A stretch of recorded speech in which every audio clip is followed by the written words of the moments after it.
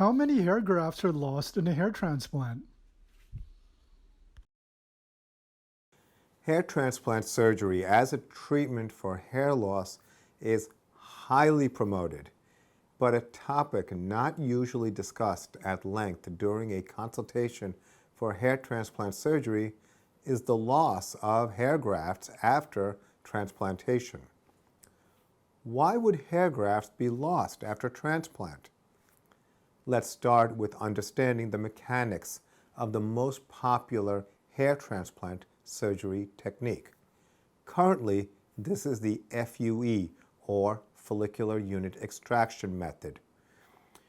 FUE grafts are harvested with very fine circular blades called punches, which allows for the extraction of hairs with very limited amount of tissue.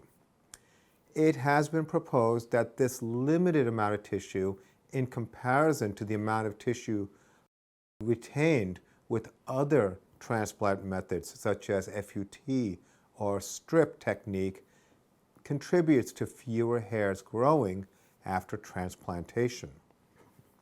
Additionally, this punch method to extract hair grafts frequently results in the root of the follicle being cut directly by the punch or separated during the extraction. Damage to hair grafts in this way is called transection, and it can be as much as 30% of the FUE transplants. This means that you can lose a minimum of 30% of the hair grafts transplanted. The recipient area, or the scalp skin to be transplanted into, can also tolerate a limited number of hairs because the blood supply in the skin can be compromised if too many hairs are placed. Compromised blood supply, as well as bleeding and inflammation, can also contribute to hair graft loss. Collateral loss of your existing hair during surgery is another issue, not covered to any significant degree during hair transplant consultations. Collateral loss occurs when hair grafts are transplanted adjacent to native hair follicles, but the native hair follicles are damaged by the blades used to create recipient sites, resulting in permanent loss of native hairs.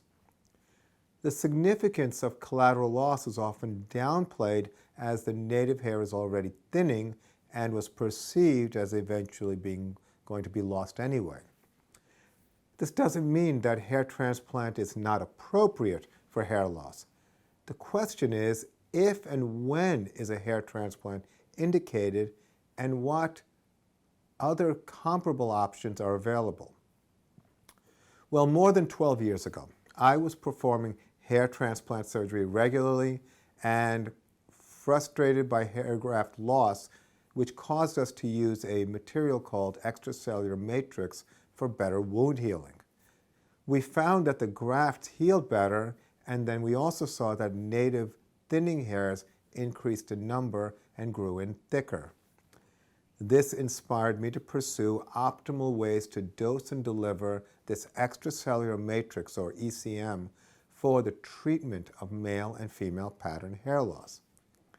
With time, I developed customized treatment plans for different categories of hair loss, such as traction alopecia and scarring conditions, such as central centrifugal cicatricial alopecia. We call this the Tricostem Hair Regeneration System, and since 2011, we've been treating hundreds of people every year from around the world. Since most people coming for hair transplant consultation still have hair, it became natural for me to recommend Tricostem hair regeneration before considering a hair transplant. It became quickly evident that regrowth and thickening of existing hair could exceed even the scalp coverage of 2 hair transplant surgeries.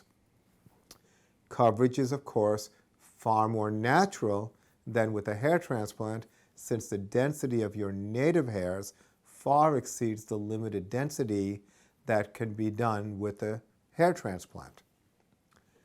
Trichostem hair regeneration is only 1 to 2 treatment sessions about 18 months apart, with benefits lasting 3 to 5 years or longer. Currently, there is no cure for hair loss. Hair transplant is most appropriate, in my opinion, for men with frontal balding.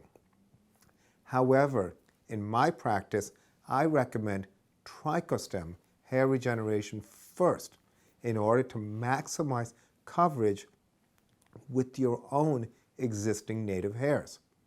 I often say to my patients that every hair regrown is a hair that doesn't have to be transplanted.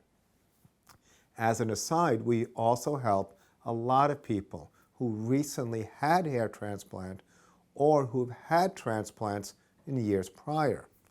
Trichostem hair regeneration can help regrow transplanted hair as well. Once you understand the limitations of hair transplants, where over 30% of grafts can be lost, it makes sense to consider your options more carefully before proceeding.